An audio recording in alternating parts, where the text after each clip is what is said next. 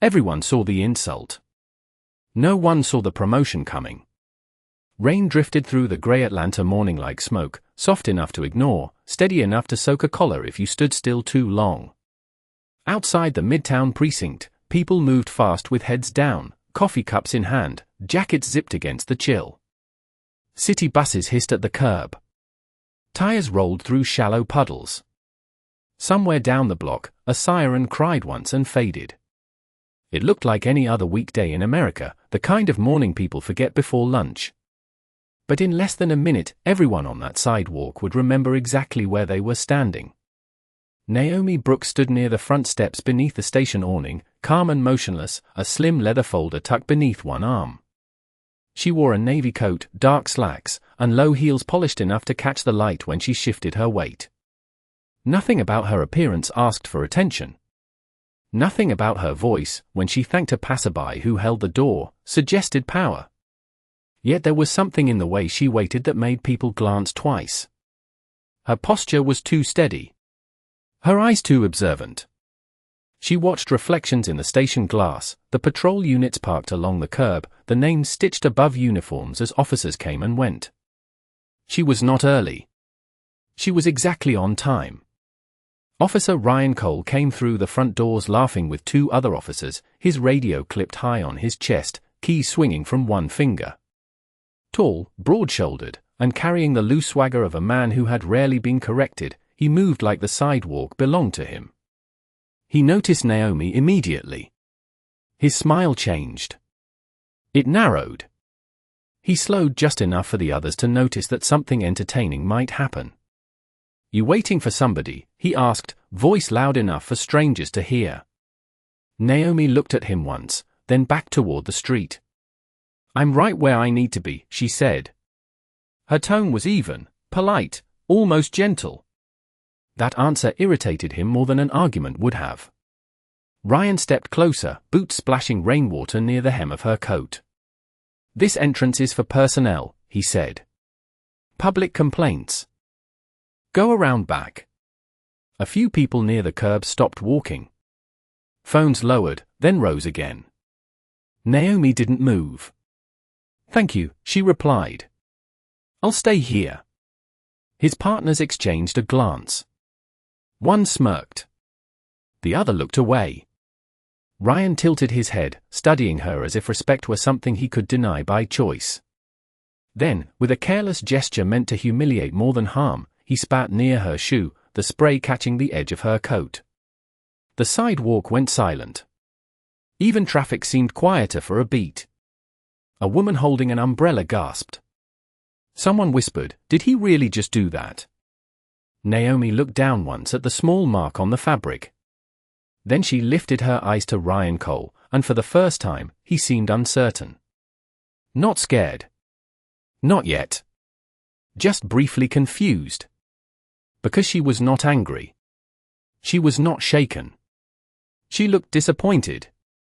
"Officer Cole," she said softly, reading the brass nameplate on his chest without leaning forward. "Badge number 2714. His jaw tightened. "How do you know that?" She set the leather folder on top of a waist-high concrete planter and opened it with measured hands. No rush. No drama. Just precision. Rain tapped the awning above them like a slow drum roll. More people stopped. A patrol sergeant exiting the building froze halfway down the steps. Naomi reached inside the folder and removed a gold shield in a black case. When she opened it, even the officers beside Ryan straightened instinctively. The badge caught the dull morning light like fire. Her voice stayed calm enough to cut through the rain. "Captain Naomi Brooks," she said. "Your new commanding officer." No one moved. Ryan's color drained so fast it looked unreal. The grin he wore a moment earlier disappeared as if it had never existed. Behind him, the station doors swung open again, and every eye turned toward the sound of footsteps approaching. The footsteps belonged to Sergeant Daniel Miller, a square-jawed veteran with silver at his temples and 22 years stitched into the lines around his eyes. He descended the station steps slowly, not because he lacked urgency, but because experience had taught him that panic only made a bad moment worse. Rain dotted his shoulders. His gaze moved from Ryan Cole to the open badge case in Naomi Brooks's hand, then to the stain on her coat. He understood everything in less than 2 seconds. "Captain Brooks," he said, voice tight with disbelief. The sidewalk remained frozen. Commuters who had planned to keep walking stayed where they were. A delivery driver leaned halfway out of his truck window. 2 college students stood beneath a bus shelter, phones lowered now, sensing they had crossed from gossip into history. Ryan swallowed hard. "Sergeant, I did not know who she was." The sentence sounded small the moment it left his mouth. Naomi closed the badge case with a quiet click that somehow carried farther than shouting. "That is the problem, Officer Cole," she said. "You believed respect required identification." Miller exhaled through his nose. One of Ryan's partners took a step back as if distance might erase association. The other stared at the pavement. Inside the station lobby, faces gathered behind the glass doors. Clerks, dispatchers, officers changing shifts. News traveled fast in a police building. Shame traveled faster. Naomi picked up the leather folder and handed it to Miller. "My transfer papers, personnel review schedule, and command brief are inside." He accepted it with both hands. "Yes."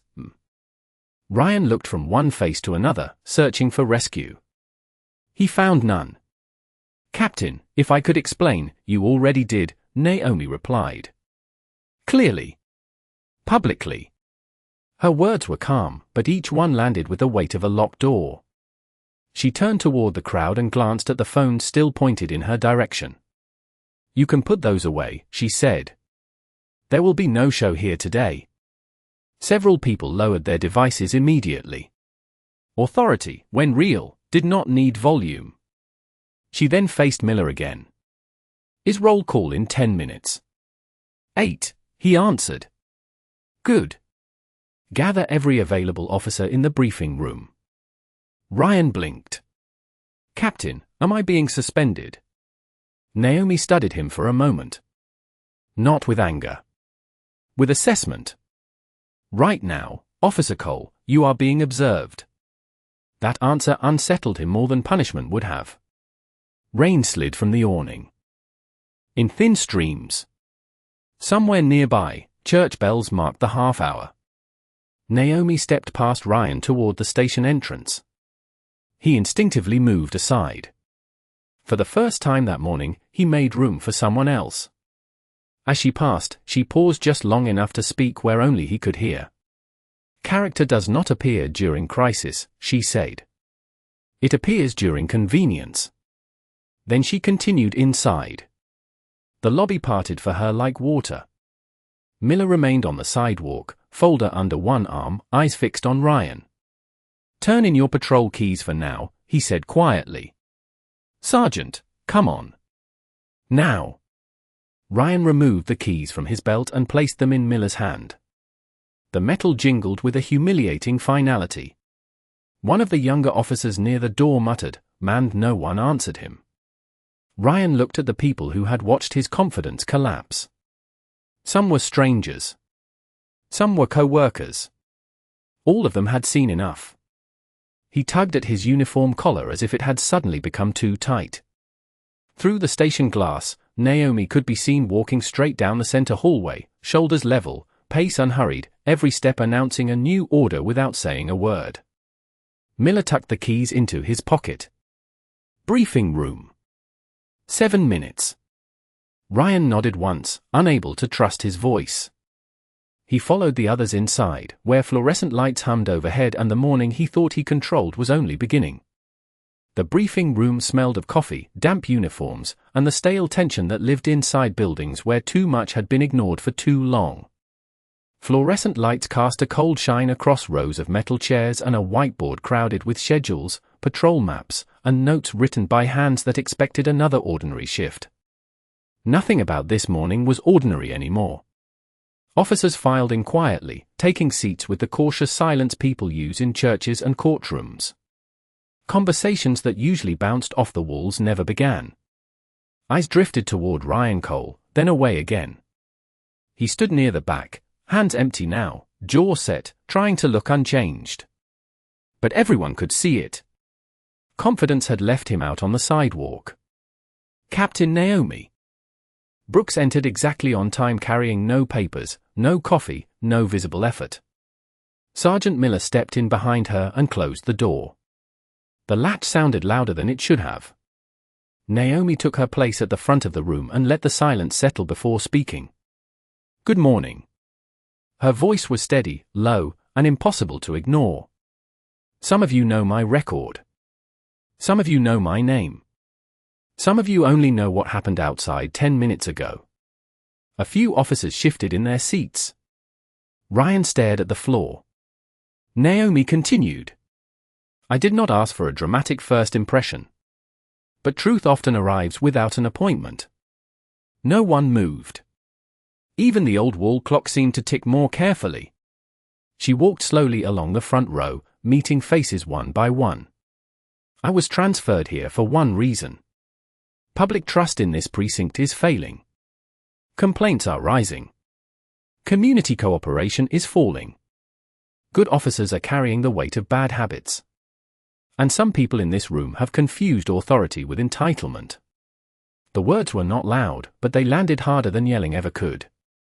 A younger officer in the second row straightened his posture. Someone in the back cleared his throat, then thought better of it. Naomi stopped beside the whiteboard and picked up a marker. She wrote 3 words in clean block letters: respect, discipline, service. "This badge," she said, tapping the shield on her belt, "does not make us important. It makes us responsible."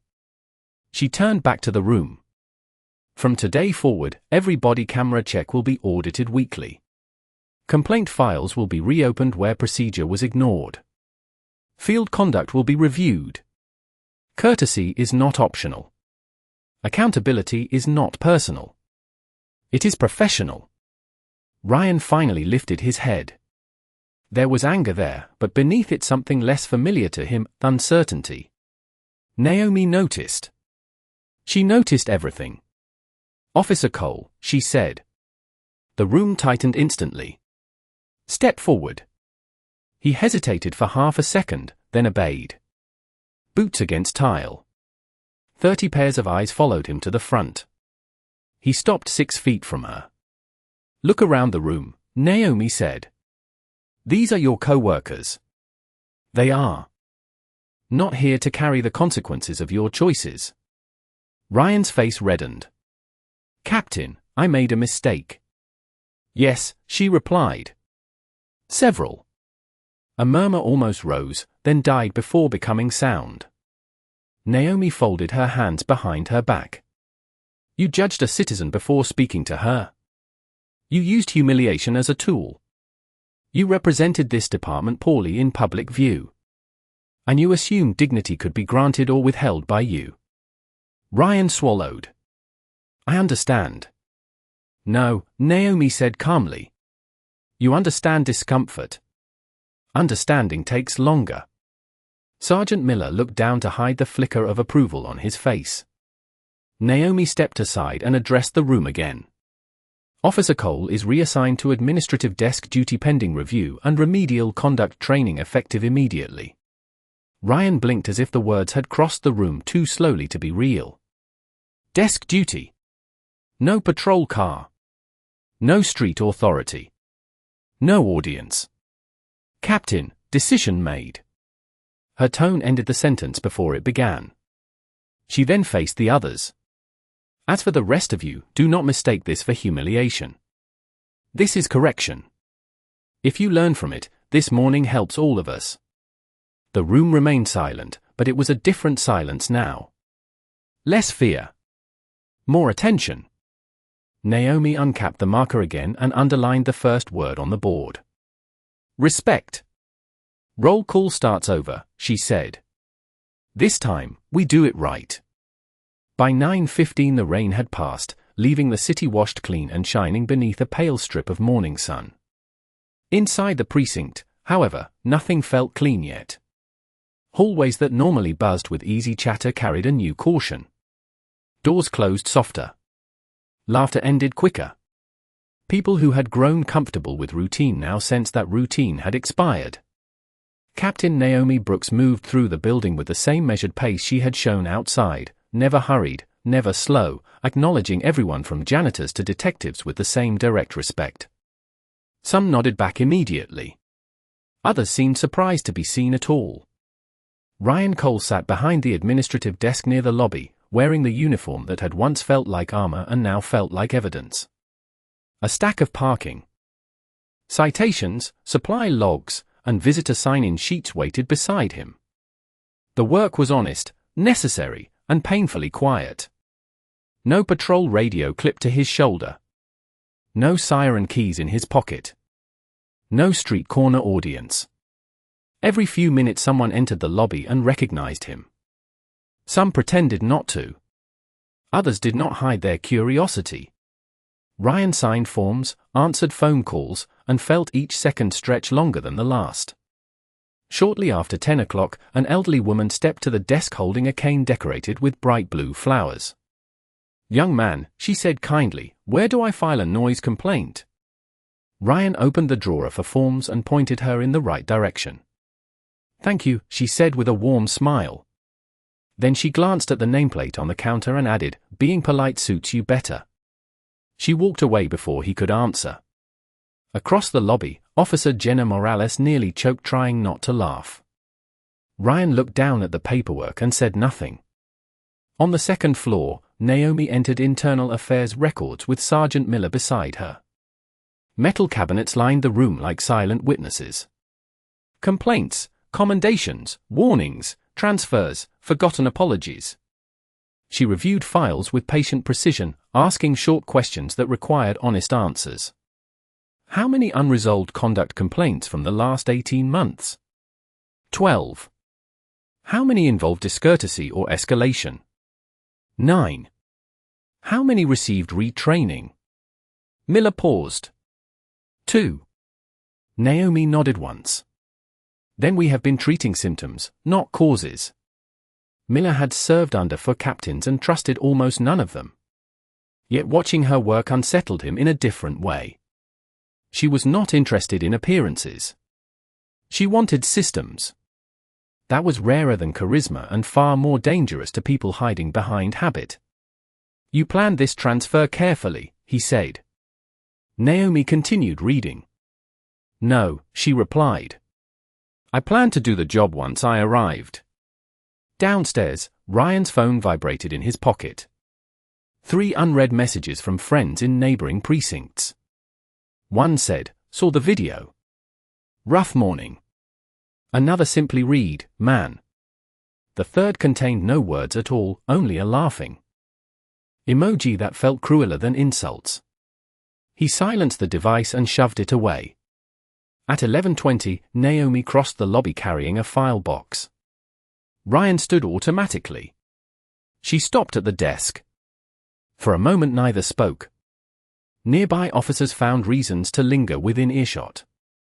Naomi set the box down. "Officer Cole, I need archived community outreach records from 2022 through 2024. Ryan blinked. "Those are in basement storage." "Then retrieve them." "Yes, Captain." He took 2 steps, then turned back. "Why give me that assignment?" Naomi met his eyes without hostility. "Because service does not disappear when status does." The sentence followed him all the way to the stairwell. In the basement, dust floated through narrow beams of light. Shelves sagged under boxes no one had touched in years. Ryan searched labels in silence until he found folders documenting neighborhood meetings, youth programs, church partnerships, block watch dinners, all the human work that never made headlines. Dates showed the same pattern. Participation high years ago. Lower later. Then almost gone. He stood there longer than necessary, holding the files in both hands. Upstairs, the precinct continued under new gravity. Phones rang. Printers hummed. Officers moved with straighter backs. And somewhere between the basement stairs and the front desk, Ryan Cole began to understand that losing authority was not the worst thing that had happened to him. Seeing what he had ignored was. By early afternoon the precinct had settled into an unfamiliar rhythm, quieter on the surface and sharper underneath. People still answered calls, filed reports, and moved through the halls, but the lazy shortcuts of old habit were harder to find. Every room seemed to carry the same invisible question: what happens now? Sunlight angled through the front windows and laid bright rectangles across the lobby floor. Ryan Cole stood behind the desk sorting visitor badges when he noticed a line forming at the public counter. Usually people arrived frustrated, impatient, prepared to argue with a system they did not trust. Today they arrived curious. Word had moved through the neighborhood faster than any patrol car. Some came for paperwork. Some came to see if change could actually walk through a front door. A father holding the hand of a little boy approached first. "My son wants to know if officers still give stickers," the man said. Ryan looked momentarily confused, then searched a drawer until he found a faded roll of Gold Star decals. He handed one to the child, who smiled wide enough to light the room. "Thank you, sir." The word landed strangely. Ryan nodded. "You are welcome." Behind them, Officer Jenna Morales watched from the hallway. "Look at that," she said softly to no one in particular. Miracles before lunch. Upstairs, Captain Naomi Brooks convened her first command review in the conference room. Detectives, supervisors, dispatch leads, and Sergeant Miller filled the seats. Charts on the screen showed response times, complaint trends, overtime spikes, and shrinking community attendance at outreach events. Naomi stood beside the monitor with a remote in one hand and no wasted motion anywhere else. "These numbers tell a story," she said. "People call us when they need help. Fewer are calling. That means fear, frustration, or hopelessness. None of those are victories." A detective with 20 years on the job folded his arms. "Respectfully, Captain, numbers do not show what officers deal with on the street." Naomi nodded. "Correct. That is why I also reviewed body camera summaries, neighborhood surveys, and officer wellness reports. Everyone is carrying something. The question is whether we pass that weight to the public." No one challenged her after that. She clicked to the next slide: community partnerships. Most programs had quietly disappeared over the last 3 years. Youth basketball nights cancelled. Senior safety visits reduced. Church listening forums postponed and never rescheduled. "We do not rebuild trust with press releases," Naomi said.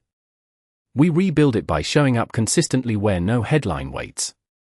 Sergeant Miller wrote notes faster than anyone else in the room.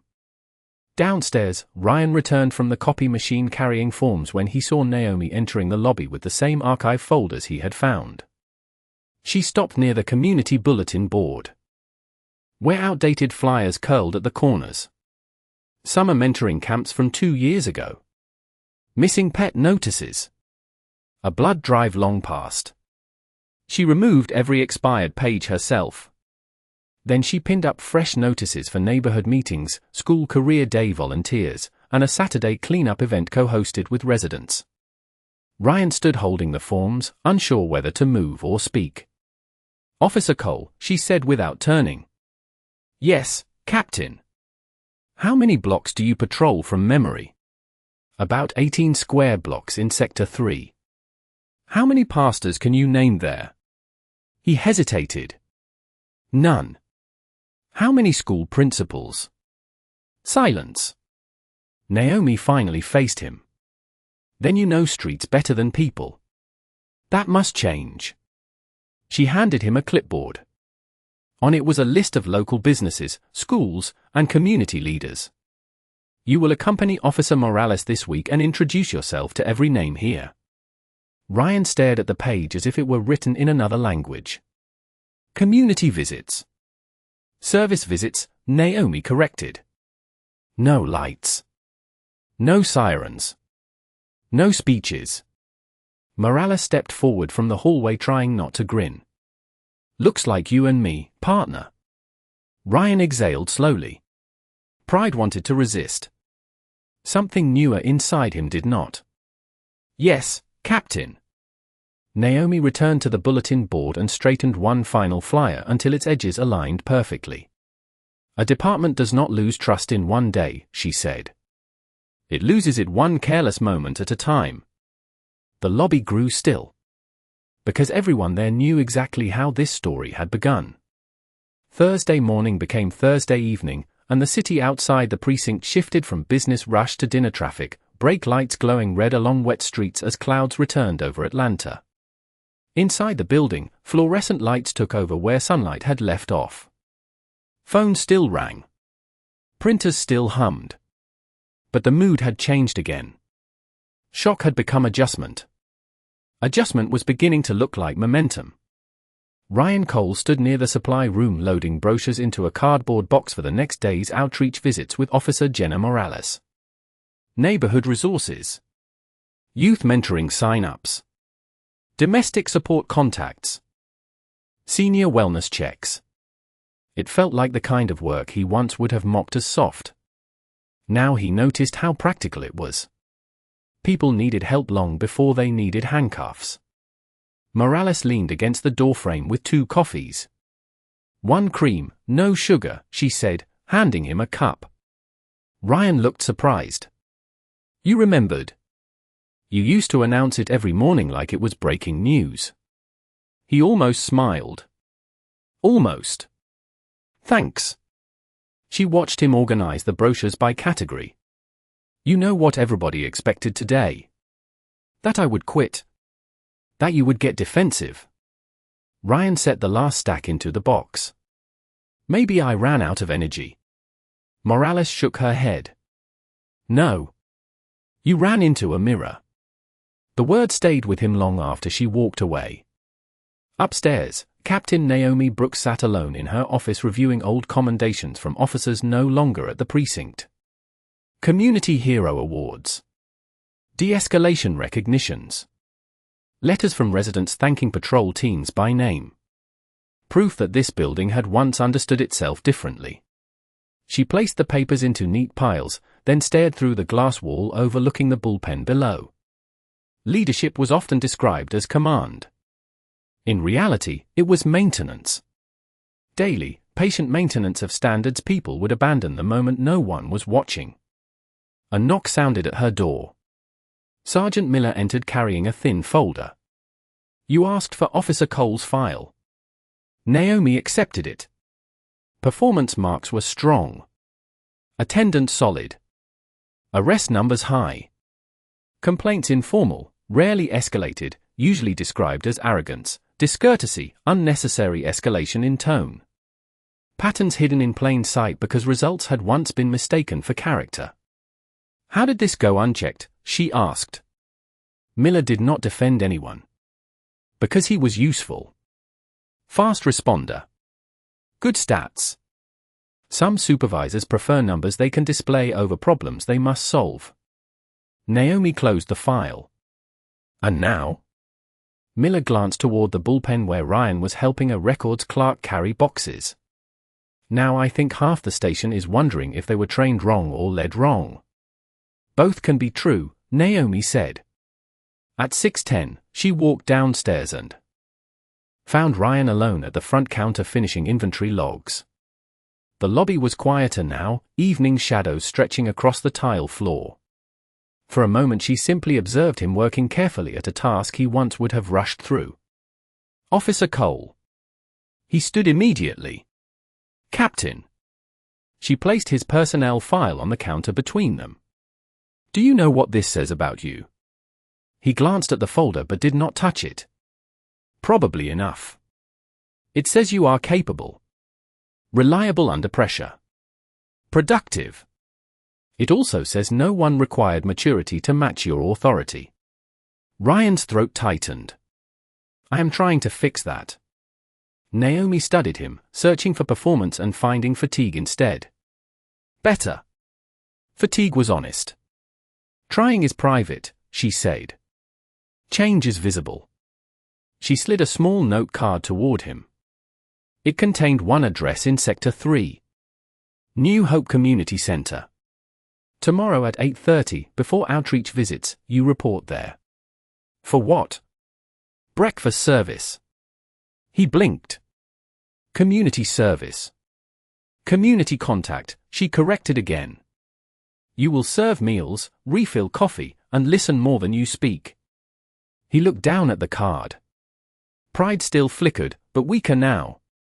Yes, Captain. Naomi turned to leave, then paused beside the door. Officer Cole. The easiest version of power is being feared. The harder version is being trusted. She walked into the hallway without waiting for a reply. Ryan remained behind the desk holding the note card in both hands as if it weighed more than metal ever had. Outside, rain began again, soft against the glass, washing the city one more time. Friday arrived clear and cool, the kind of southern morning that made the city feel briefly generous. Sunlight touched the tops of brick buildings, and steam rose from manhole covers like the streets were exhaling after the night rain. At 8:25, Ryan Cole stood outside New Hope Community Center wearing a plain department windbreaker instead of his patrol jacket. No cruiser. No radio chatter. No audience. In one hand he carried a tray of store-bought muffins he had paid for himself and nearly left in the car twice. Through the glass doors he could already see movement inside. Volunteers arranging tables. Seniors laughing near the coffee urns. Children chasing each other until a grandmother look stopped them mid-stride. It was louder than the precinct, warmer than the precinct, and somehow more orderly than the precinct. Ryan stepped inside and immediately felt what he had made many others feel before, out of place. You must be Officer Cole, said a woman in her 60s wearing sneakers, pearls, and the expression of someone who had no time for nonsense. I am Reverend Clara Bennett. Apron is on the hook. Hairnet is non-negotiable. Ryan blinked. Good morning. It will depend on your performance, she said, then pointed toward the kitchen. 20 minutes later he was refilling coffee, carrying trays, and learning that balancing scrambled eggs for 30 people required more concentration than writing parking citations. Every few minutes someone recognized him from the precinct. Some raised eyebrows. Some offered no reaction at all. A retired bus driver named Mr. Holloway accepted his plate and said, "Funny seeing you here without flashing lights." Ryan nodded. "Yes, sir." "Good. Easier to see the person that way." Across the room, Officer Jenna Morales was helping children stack donated books for the center's reading corner. She caught Ryan's eye and gave him a grin that was half encouragement, half entertainment. By 9:15 the line slowed. Ryan wiped down tables while Reverend Bennett inspected his work with the seriousness of a military officer. "You missed crumbs," she said. "Left side." He cleaned them. Still missed some. He cleaned again. Finally she nodded. "Teachable. Rare quality." Ryan almost laughed. Instead he asked, "How long have you run this place?" 31 years, she said. Long enough to know uniforms can help or harm depending on who is wearing them. The words were not cruel. They were tired. That made them heavier. At 9:40, the front doors opened again. Captain Naomi Brooks entered carrying 2 large boxes of fresh fruit cups. No announcement. No escort. Several people greeted her by first name. One child ran up and hugged her waist without hesitation. Ryan stared. Naomi set the boxes down and began helping immediately, moving plates, checking supplies, asking an elderly man about his knee surgery. She belonged here in a way rank could never create. Reverend Bennett noticed Ryan noticing. "She volunteered here before your transfer orders were printed," the Reverend said quietly. "Some people lead from a podium. Some lead before sunrise." Ryan looked down at the rag in his hand. Shame returned, but it had changed shape. It was no longer about being embarrassed. It was about seeing what goodness required and realizing how little of it he had practiced. Naomi approached the beverage station where he stood frozen beside a stack of cups. "Coffee is low," she said. "Yes, Captain." He refilled it quickly. She watched him work. "How many names have you learned this morning?" Ryan glanced across the room. "Mr. Holloway. Reverend Bennett. Marcus at the front desk. Mrs. Diaz by the window. Twins named Jordan and Jalen near the books." Naomi nodded once. "Better than 18 square blocks." He managed a small, genuine smile. "Yes, m." She lowered her voice. "Do not confuse this place with punishment, Officer Cole." "Then what is it?" Naomi looked around the room where strangers greeted one another like family. "Perspective." At that moment a little girl tugged Ryan's sleeve and held up an empty juice cup. "Can I have more, please?" He took the cup carefully. "Yes, he said." And for the first time in a long while, the word sounded natural. By late morning the outreach list on Ryan Cole's clipboard had gone from intimidating to impossible. 12 stops remained across Sector 3, each one a name he should have known months ago. New Hope Community Center had ended at 10:30, but its lessons followed him into every block afterward. Officer Jenna Morales drove the unmarked city sedan with the windows cracked to let in spring air and neighborhood noise. No siren. No spotlight. No shield on display except the small patch on their jackets. Children rode bikes along sidewalks still damp from yesterday's rain. A barber shop speaker played old soul music onto the street. Store owners swept doorways. Life moved. With or without police attention, as it always had. "First stop," Morales said, tapping the clipboard. "Mrs. Evelyn Carter, corner grocery. If she likes you, the day gets easier. If she does not, bring snacks next time." Ryan glanced over. "Helpful. I am known for it." Mrs. Carter's market was barely wider than a 2-car garage, packed floor to ceiling with canned goods, lottery tickets, detergent, and neighborhood wisdom. A brass bell rang when they entered. Behind the counter stood a woman in her 70s with silver braids, sharp glasses, and the posture of someone who had survived too much to be impressed now. "Morning, Miss Carter," Morales said warmly. "Brought somebody new." Mrs. Carter looked Ryan up and down for one measured second. "I can see that." Ryan cleared his throat. "I am Officer Cole. I wanted to introduce myself and ask if there are any concerns on this block we should know about." She kept staring. "You asking because it matters or because somebody made you?" Morales coughed into her fist to hide a smile. Ryan could have deflected. Could have performed. Instead he answered plainly. "Because it should matter. And because I am late learning that." The old woman's eye softened by half an inch. In some places, that counted as applause. "Teenagers racing dirt bikes in the alley after dark," she said. "And people toss trash behind the dumpster like gravity owes them favors." Ryan wrote it down carefully. "Thank you." She pointed at the notepad. "Write this too. Smile when you come in places. Folks' red faces before badges." He nodded. "Yes, Outside, Morales laughed openly. "You just got mentored by royalty." Stop after stop followed the same pattern. A school principal who wanted safer crosswalk presence at dismissal. A mechanic tired of abandoned cars left on side streets. A pastor who said funerals were easier to schedule than youth programs and hated that truth. Ryan listened, wrote, asked follow-up questions, and slowly discovered that most complaints were not dramatic. They were daily. Repeated. Human. At one apartment complex, a little boy pointed at Ryan and whispered to his mother, "Is he in trouble?" The mother shushed. Him, embarrassed. Ryan crouched slightly to the child's level and said, "No, buddy. I am in training." Even the mother laughed at that. By 1:15 they returned to the precinct carrying pages of notes. Captain Naomi Brooks stood in the bullpen reviewing dispatch updates. She looked up as they approached. Report. Morales handed over the clipboard. 17 contacts. 3 traffic concerns. 2 nuisance properties. 1 alley dirt bike tournament. Naomi scanned the notes, then looked at Ryan. And what did you learn? He answered without rehearsing.